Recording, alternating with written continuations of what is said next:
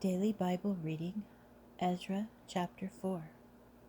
When the adversaries of Judah and Benjamin heard that the returned exiles were building a temple to the Lord God of Israel, they approached Zerubbabel and the chiefs of the clans and said to them, "Let us build with you, since we too worship your God, having offered sacrifices to him since the time of King Esarhaddon of Assyria, who brought us here."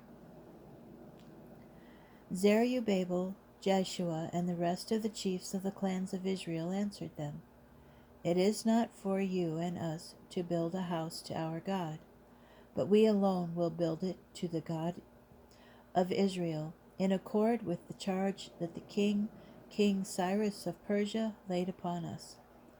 Thereupon the people of the land undermined and resolve of the people of Judah, and made them afraid to build.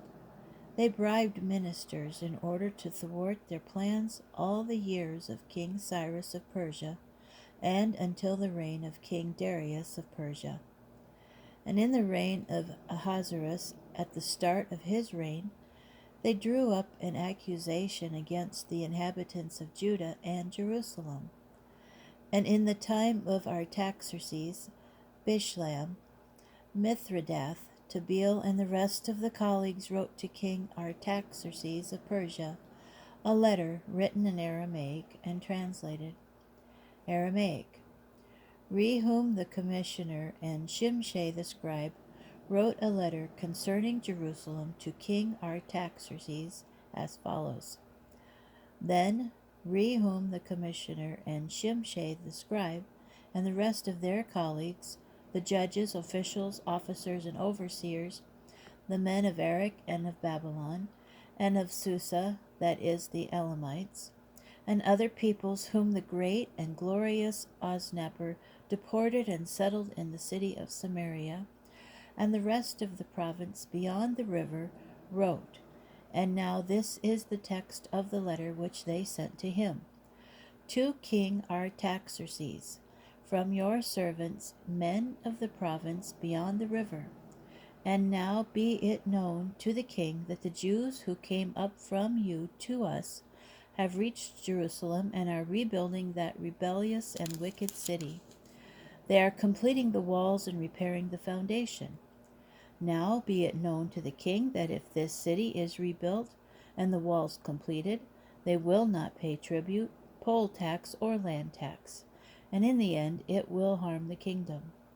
Now since we eat the salt of the palace, and it is not right that we should see the king dishonored, we have written to advise the king of this, so that you may search the records of your fathers and find in the records and know that this city is a rebellious city, harmful to kings and states. Sedition has been rife in it from early times. On that account this city was destroyed. We advise the king that if this city is rebuilt and its walls are completed, you will no longer have any portion in the province beyond the river. The king sent back the following message. To Rehum the commissioner and Shimshai the scribe, and the rest of their colleagues who dwell in Samaria and in the rest of the province of beyond the river, greetings. Now the letter that you wrote me has been read to me in translation. At my order a search has been made, and it has been found that this city has from earliest times risen against kings, and that rebellion and sedition have been rife in it. Powerful kings have ruled over Jerusalem and exercised authority over the whole province of beyond the river, and tribute, poll tax, and land tax were paid to them. Now issue an order to stop these men. This city is not to be rebuilt until I so order. Take care not to be lax in this matter, or there will be much damage and harm to the kingdom.